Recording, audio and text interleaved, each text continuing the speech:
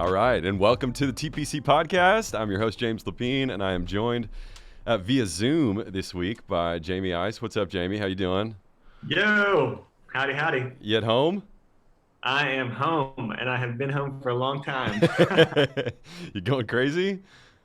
That would be an understatement.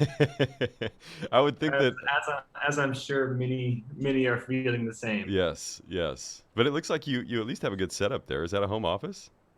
Yeah, it is a home office. I rarely get to use this because it's next door to my girls' rooms. Okay. So normally, actually, their playroom has been my office most of this time. Oh, Uh, nice. but Melissa has them downstairs, so I'm like back in my office. Heck yeah. Yeah, nice. Cool, man. Well, thanks for jumping on. I'm going to, oh, what's that?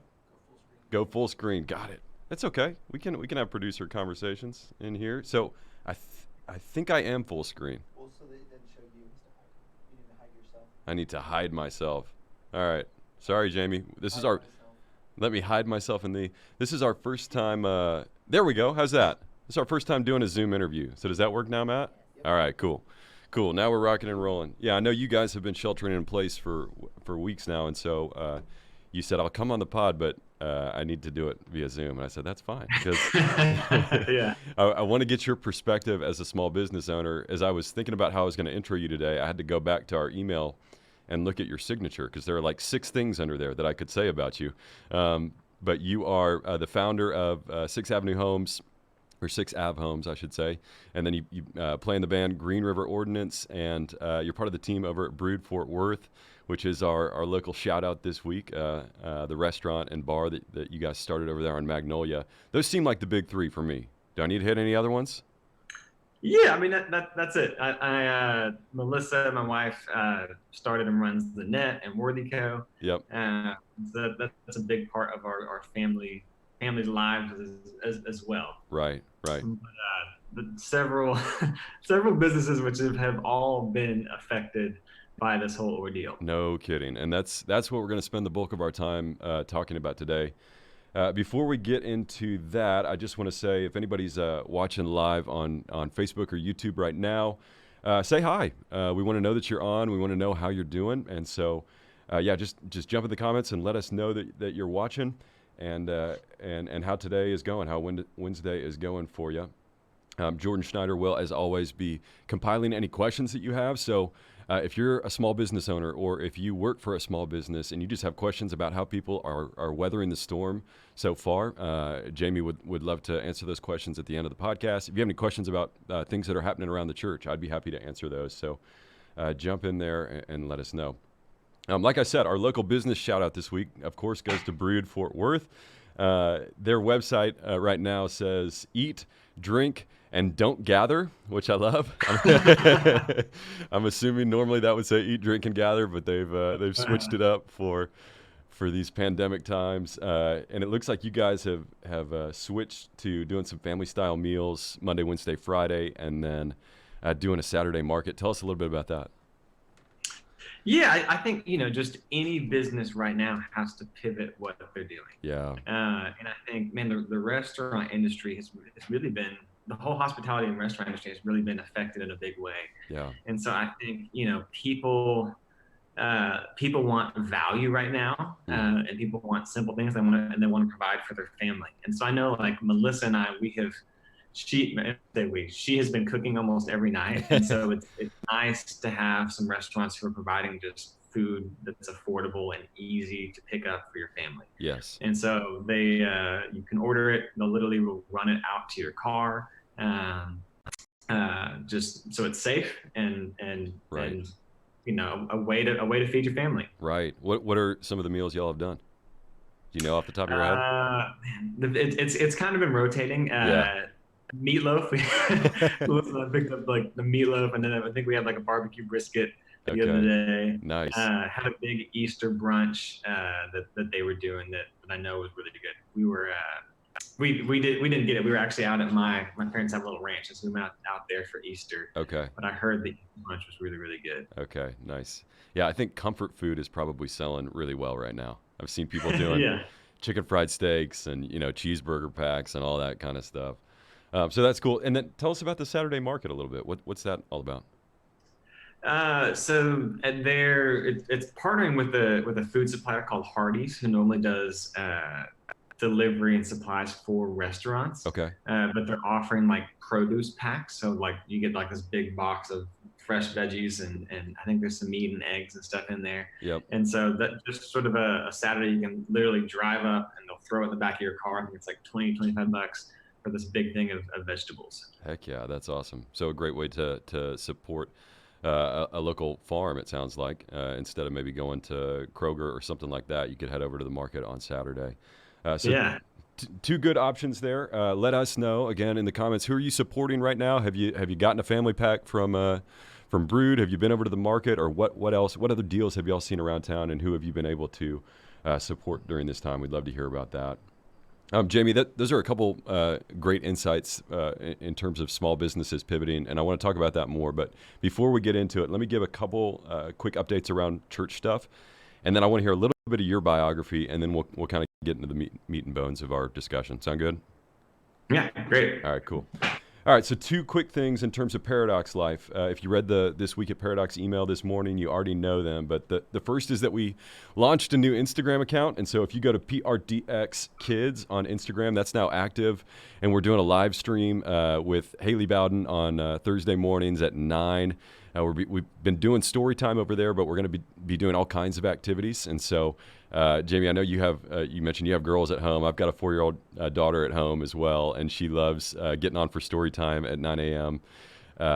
With Haley. And so if you have kids, or if you just want to hear Haley read a kid's book, which to each his own, you can go over to PRDX Kids on Instagram and give us a follow there. This is a way of, I've also heard from a lot of people who love the Paradox Kids Live that we're doing before our Sunday gathering, so at 9:45 on Sundays. And so this was a way to try to extend that throughout the week and give you as parents maybe another break from having to come up with programming or having to come up with an activity or something to do.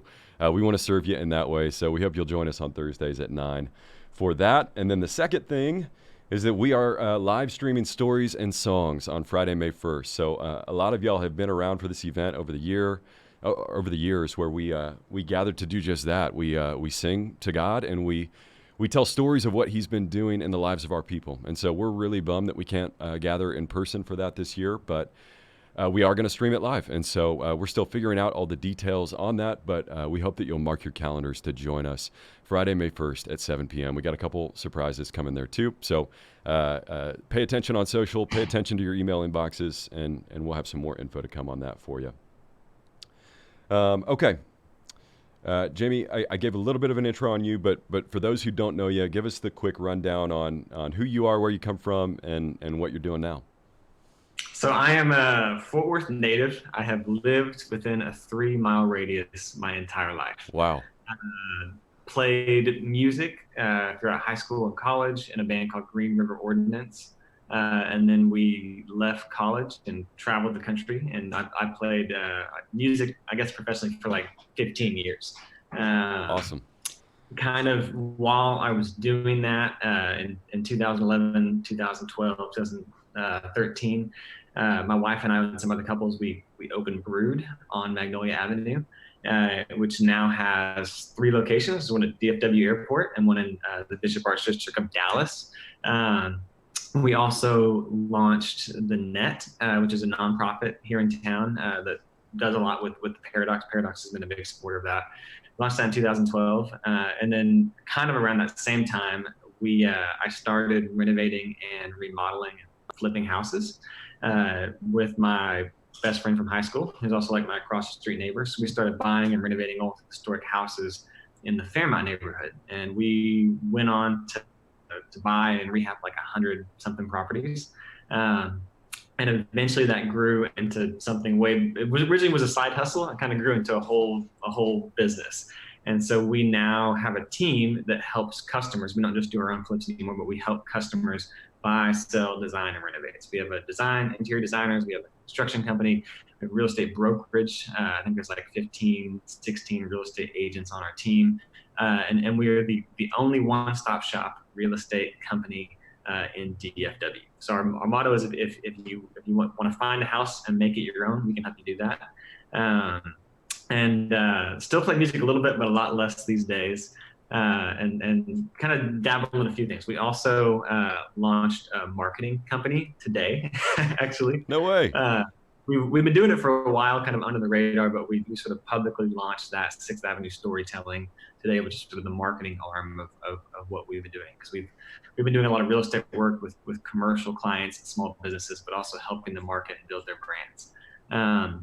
And then also started an event company. There's a development on South Main called the 411. Okay. And so Jimmy and I and the Sixth Avenue team helped sort of do that development and launch that event company.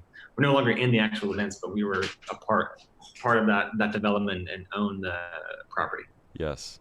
And you find time to be a dad and a husband and sleep as well? Yeah, it's juggling all of that through this. So I mean, the challenge right now has just been, it's one thing to have one business or one area of your business that's struggling, or has an issue, but it's been a lot to have like this has affected every single one of our businesses and what we do, from the nonprofit to real estate to all of it, to the restaurant side. So it's just, it's been a heavy and challenging season. Yeah, I can imagine. I do want to say, we're grateful for your presence in the city. Just some of the ways that you've revitalized areas, where that your hands touch, and so you're doing good work in the city. And I moved here 6 months ago, and I'm in a 6th Ave home, and so I'll be a witness to the goodness of y'all's work, and we love our house, and y'all did a great job with that. So, we're really grateful for you and for everything that you're doing. We've just done a small part. I love Fort Worth, and my wife does too. And we just sort of said, hey, we want to leave the city better than when we found it. And so we have not done that perfectly by any means, but that is sort of like our mission. It's like, what can we do to shape our city, and how can we create businesses and do things that help make it a little more fun place to live.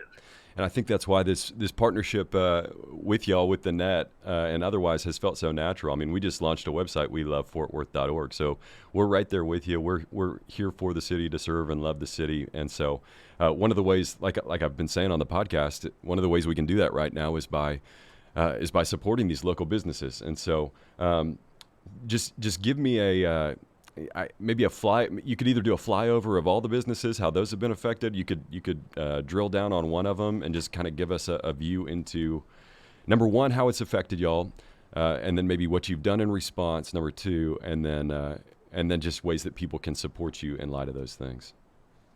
Yeah, I mean, it's affected all of them in kind of different ways. Okay. I think as I mentioned earlier, like I think the biggest thing that we have had to do is really just pivot. It's been a word that we've been using a lot just as our team.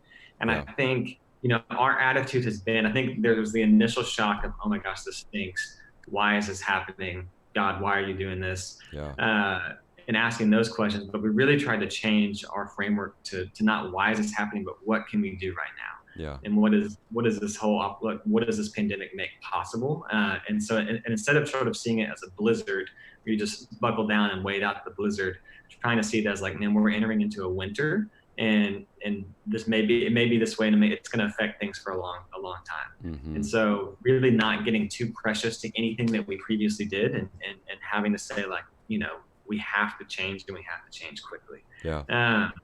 With the construction company, for instance, we had some really big projects lined up, and those most of those were closed down. So we were sort of anticipating just losing a lot of construction revenue and trying to keep our team employed. We were really nervous about we have a pretty large team there and a lot of subcontractors. How do we keep that team going? So one of the things we offered was, we said, hey, we will take on construction projects right now at 0% profit. Meaning, normally Sixth Avenue marks it up a percentage. We're business, we try to be profitable. Sure. We said we're going to waive our profit. You just pay for the labor of what it actually costs to have our employees, and you pay for the actual materials. Wow. And so we pivoted, we got that message out, and it's been crazy. I mean, we have had an insane amount of just construction leads and people coming in. And the idea too was like, how do we pass along some savings to people? Because everybody's financially like feeling a pinch. Yeah. And so that was just a way to pivot. Like it's right now, it's not about growing the company. It's about how do we keep our team employed and working because they're dependent on that income to provide for their families. Yeah. So that's been really neat. With homes, with like helping people buy and sell houses, we're doing everything virtually. So we're still selling and showing homes, but we're just doing it all like via FaceTime. Right. So lots of virtual tours. We also said, hey, if you use us to buy a home right now, we're going to give back 25% of the company's profits to a local nonprofit or local business of your choice. Wow. Again, just try to it's really about how do we keep our team employed. And one of the things that we said very early on, and Lord willing, like we've been able to do this thus far, is we don't want to let anybody go. And so we said as a team, as an organization, we're going to lower salaries and kind of all take a hit so that everybody can kind of ride through it together. Yeah. And so but it's, for Sixth Avenue, we can take a bigger hit and reduce what we're doing to keep our people going. Same with the marketing company. One of the reasons we're announcing that today is that something we've been doing. We've been helping a lot of brands the past year, some great brands here in town, but really felt like it, and that was always sort of just select brands. It was under the radar. It wasn't something we publicly talked about, but really feel like now more than ever, brands need to pivot and get the word out about what they're doing. Right. And I think the brands that are going to succeed and come out of this, and the businesses that are going to succeed, have a strong following. And so I think one of the reasons Sixth Avenue is able to get that message out and keep our teams going is because we have a great marketing company or a great marketing team, and we've built a following on social media. And so we're saying, hey, we can now help you do that. If you're a brand who's struggling right now, we would love to help you kind of engage your followers and create content around what you're doing. That was one of my. That was one of my questions is, I don't think every small business owner is necessarily a marketer or an entrepreneur, right? Some people get into it because of the love of whatever the particular craft is. But then when something like this hits, they don't know how to pivot. They don't know how to market themselves. And so I think that's really neat that you guys are offering that. And I think that those ideas that you just gave are hopefully some springboards for, okay, here are a couple things that we could do to survive and try to get back to thriving at some point. Yeah. Sorry, I cut you off. Where were you going with that?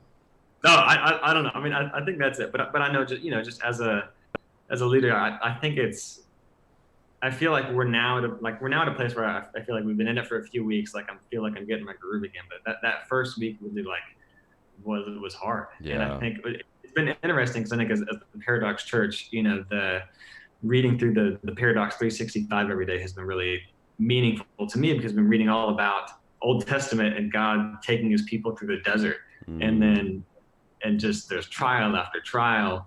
And so literally, like this felt very timely reading that. And like God, they were taken away from nothing, but he provided every single day. So it's interesting because the Israelites would cry out and God would hear them and take care of them. So that was just a helpful reminder for me every day. Like sometimes God takes you into the desert. Sometimes it's for your own good. Yeah. But he has a plan through all of that. And there's even when you're in a desert, there's hope in that. Yeah. And it's okay to mourn and be frustrated and be sad. But we're not without hope. And so I think having some reminder of that has been, it hasn't always been easy. Yes. By any means. Yes. And I think that's part of what people love about you and the businesses that you started is there's a humanity to it. You're willing to talk about the hardship and to be honest about that. And yet at the same time, you're not, like you said, you're not kind of just bundling up and trying to get through a blizzard. You're saying, okay, this is tough, this is hard, but what can we do? How can we pivot? How can we get back on our feet? Sometimes I think, and I think we've seen this in our grocery stores, or we've seen this just in what this pandemic has brought out in people, where we're treating employees at a grocery store like they're, worthless, like they're, we're yelling at them, we're, acting like things are their fault that aren't. And I think it's really important for all of us to remember that behind every business is a bunch of people working really hard to do the best they can to make something happen. And so I appreciate you bringing the human element into it. I- And, yeah, and go. I also like the hardest thing is just as a leader of an organization, feeling the weight of my people.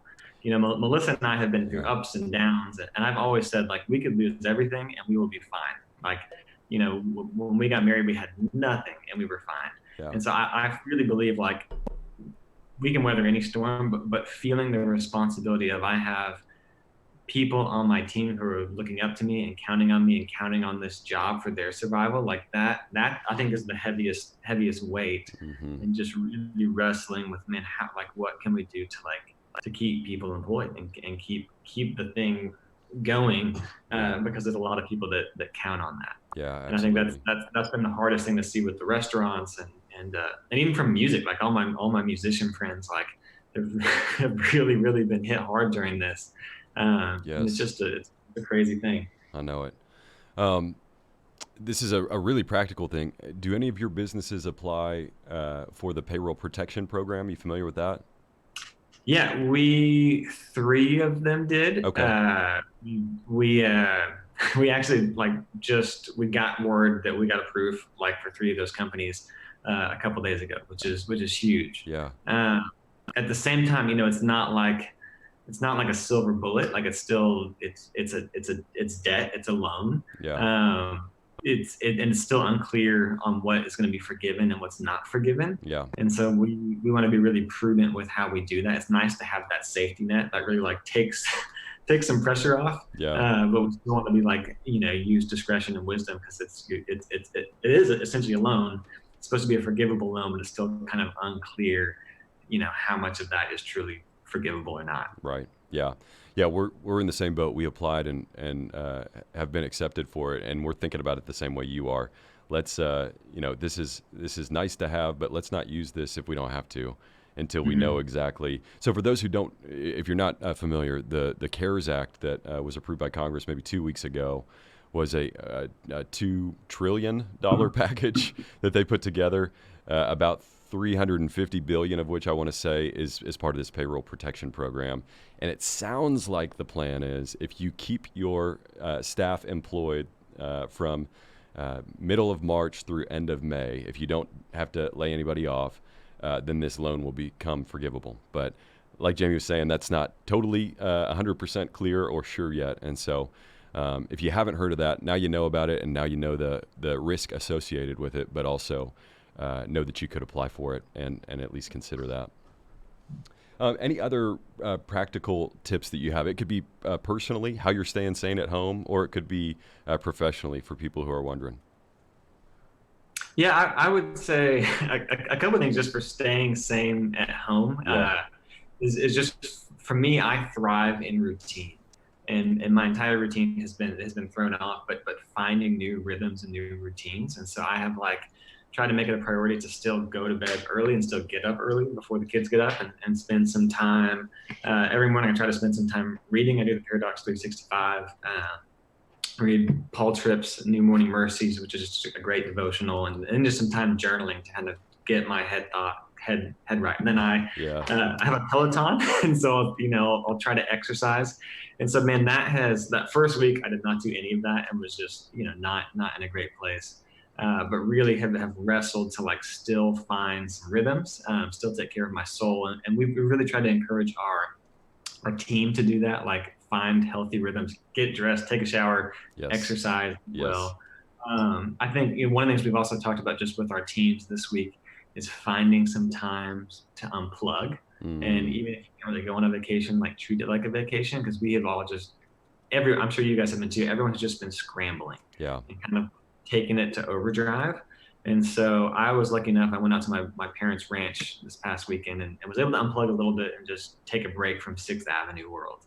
And so we've kind of encouraged our team. They've all been working so hard. Like let's get some dates on the calendar where you literally turn off your phone, turn off your computer, turn off your email, and recharge. Because yeah, I think we only handle so much of just go go go go go mentality. yes, Those are a couple of things that's been helpful. I'll tell you what. One of the things that has been hard that Melissa and I have been wrestling with is just she works full time, has people. She's a leader of an organization, and we're both home with two small children. yeah, Uh, So it has been, and I have a 4-year-old and an almost 2-year-old. They do not self-entertain.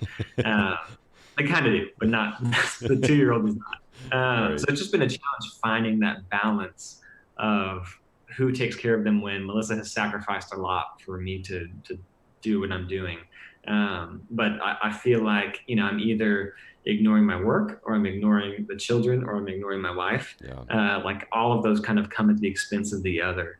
And so it's been a challenge just, figuring out how to communicate through that, how to talk through that, how to uh, intentionally intentionally pursue each other through that. And we actually had a hard talk last night, just where we kind of were pursuing some reconciliation through that, Yeah. because it's been tense. I think being home with anybody for 30 days and not leaving the house, like there's tension with that. Yep, absolutely. And so if anybody has any good advice on that, I'd love to hear it. But that's what we're still trying to figure out in this season. Right. I have heard from some couples who are literally taking shifts with each other. So it's like, I got 2 hours in the morning, then I'll clock you in for 2 hours, and then and they're switching in and out, like they're actually going to work, and closing the door behind them. But man, I know that has been a challenge for a lot of couples. So again, appreciate the vulnerability and sharing that. Okay, let's see. Anything else that I didn't ask you about that you wanted to talk about? No, I think that's it. I would just say, like, if you're a small business owner, like, pivot, and don't get too precious with what you currently do. And I think like almost every business like needs to change on some level what they're offering, and sort of see this as the new normal, not as just this thing I'm going to hunker down. So I think you're looking at the businesses that are really succeeding right now, and they have totally changed what they're doing and how they offer and how they serve people. I mean, I think Paradox is a great example of, like, you guys have totally changed what Sunday looks like, what this looks like, your kids ministering to kids look like. I think that's, I think that is, you guys have pivoted really, really well. Thanks. And have said, then we're still God called us to take care of people and serve people, and we're still going to figure out a way to do that through this. Yep, absolutely. Yeah, and I think it will be interesting to see what we take from this. So I think for us in particular, we're going to continue to live stream after this is over. This is something that we already wanted to get into, and it just kind of forced our hand to do it. I wonder if some restaurants will continue to do these family-style meals after this is over. If they'll find that this is a good thing that they want to be doing every Wednesday night or every Friday night or something like that. But yeah, you're right. That there are opportunities to be looking for, and so that's great. Hey, we have more questions than we've ever had on the podcast before. So, okay, yeah, I like this first one. This is from Jim, Pastor Jim. Who has better hair, Jamie or James? I'm gonna give this one to you right now. I'm in the awkward phase. I'm in the in between where I'm not all the way grown out. You got the swoops going. I do have my swoops. Yeah, exactly. I like those. Yeah, but I'm gonna give Jamie the best hair award.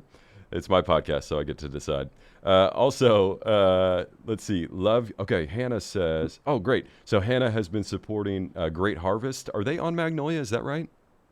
Huh? Yeah. So Hannah has been getting bread from Great Harvest, which is awesome. I've also seen a lot of people trying their hand at sourdough recipes. So a lot of baking happening during this sheltering at home. Lane Kipp says, any general tips for those interested in starting a business in DFW? Whoa, that's a big question. Do you have any general tips on starting a business in DFW? Just is there a particular kind of business? He doesn't say. Let's see if he comments again. And Lane, I would just say find a need. I think businesses are built on, like, finding a need and solving a problem. Yeah. I mean, each one of our businesses, like, we saw a problem. There was a group of people that weren't being served, and so we said we think we can serve that and fill that need. Yep. Yep. That's the best advice you can give somebody, I think, on starting a business. Okay, Martha says, do you hire women? I want to do construction again. Are you hiring construction workers right now, Jamie? Yeah, I mean, yeah. If you have a skill, we do not exclude. We have many women on our team at 6th Avenue. We have a few subs who are women and do different things, but we are. Send me a message. There you go. If you're like, man, if you're really good at something, let us know. We would love to chat. And is that 6avhomes.com? Is that where people go? Yeah. The number Yeah. 6? Yeah. Okay. Yeah, number 6. All right. Here, Jim's got another one. He said, how much pressure are you under living? Jim's got another joke question for us here. How much pressure are you under living behind your pastor? Can you handle the microscope? Can you handle the heat? For those of you that don't know, Jim is my backdoor neighbor. Yes. They live directly behind us. We've had a few recent social distance hangs. They like make the block, and we'll get to hang out and kind of talk and chat. Yes. Chat a little bit. Yep, for sure. Lane's got another question here, and I think we kind of hit on this, but it's about balancing your time effectively and faithfully between business, family, and church. It sounds like that's an ongoing conversation and something. Yeah, I would say it's an ongoing conversation, and there's no such thing as balance. I don't think there's anything of like figuring it out. I think balance looks like swinging one way really hard and then swinging back. I don't think there's like this perfect. And so in the season of crisis, man, I've had to work way more than I normally have to work.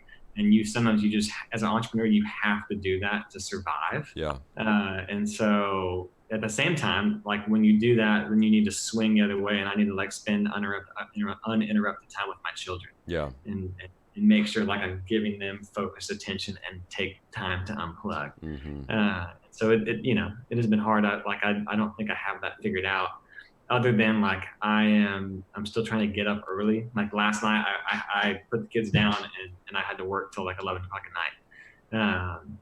But then I also like watched them today from like 9-ish till like right before this podcast. Yeah. Like some to get some work done. So we watched Mr. Rogers and we played with Legos. Nice.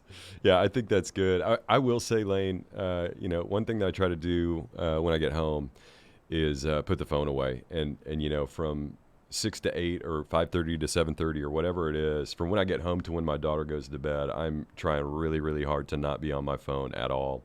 And so there is this concept of time blocking, and I think what you're saying, Jamie, is maybe like when you are somewhere or when you're doing something, like be there all the way, be fully engaged with it, and don't be trying to do a couple different things at once. Just be all in wherever you are. Is that fair? Yeah, I would say so. I would say a really practical thing that I've been doing for a while is on the iPhone. There's the screen time app. Yeah. And you can actually set a code on it so where it blocks certain apps from certain times. And so from 5:30 p.m. until 9:30 a.m., I cannot access my email or Instagram or Facebook or even the internet on my phone. Wow. And only Melissa has access. Like only Melissa knows the code. So if I want to get access, but that just is a really practical way. Like I try after 5:30 to be present with the children. Sure. And there are times that's not possible. Sometimes I have to get on my laptop and do some work. Yeah. But that is just a really tangible tip, like that I have loved. Like I don't have the temptation to check Facebook and Instagram and even email, because if I check my email, I'm going to go into the zone. Yep. And so it blocks it from my phone. Has been just like a helpful, practical thing if you do not have strong discipline like myself. Yeah, that's good, man. That's good. Okay, last one here from Danielle. She says, and this is, again, getting at what we were talking about earlier, what changes will you make at Brood when you reopen in terms of seating, menu, takeout, etc.? Are there any things that y'all are doing right now where you go, man, we should keep this going, or that thing that we were doing didn't really work, we should change that before we reopen? That's kind of what she's getting at. Yeah, that's a good question. On Brood, I'm not 100% certain. Okay. I'm not involved in like the day-to-day operations of Brood. Yeah. We help start that, but are not sort of involved in like the day-to-day running that organization. Right. I know for 6th Avenue, like I think it will continue to affect how we do things for a while. And I think even more so, like the marketing company, I think the brands and the businesses that are going to survive this are the ones that have built a strong following and have communicated well with that following and cultivate that. And so I think now more than ever, like just seeing the need, like you look at who's thriving right now, businesses like John Bonnell, like they're selling out of food every single night, but he has a huge following. People love him. Or Melt Ice Cream has done a really good job of pivoting and offering delivery, and they have a big following, so they're able to capitalize off of that. And so I think more than ever, building a tribe of people who are invested in what you do is really helpful, and will be a helpful thing to do coming out of this sort of storm. Mm-hmm. And if I can recommend somebody for further learning on that, well, I guess you can hire Jamie and his team if you want to learn more about that. You can also, if you want to dip your toe in, check out the stuff that Don Miller has done over at Story Brand. He's got a great podcast and kind of a great, I don't know, it's a 6 or 7 step thing that he walks you through on how to build that tribe and how to become the guide of your tribe. And I know you call your guys real estate guides, right? Because they're guiding a tribe towards getting the home that they love and that they want to be in for a long time. So check out Don Miller and Story Brand. That's a great place to get started. Okay, we try to keep these around 30 minutes, and we're right up on that. So I'll go ahead and close this out. But, man, thank you for joining us. Really appreciate your time. And I look forward to the day when we can be in person together again soon. For sure. Yeah. For sure. Yep. We'll in the meantime, we'll be joining on Sunday. Yes, good. We'll see you guys on the live stream. Thank you guys for tuning in to the TPC podcast. As always, I'm James Lapine, your host, and you can email me, james@theparadoxchurch.com. I'd love to hear from you on any suggestions that you have for future episodes. Anything you want us to talk about on here, if you have guest ideas, drop me a line on email. I'd love to hear from you. Until then, see you next week, Wednesday at noon on the TPC podcast. Take care. Thanks, man. Yep.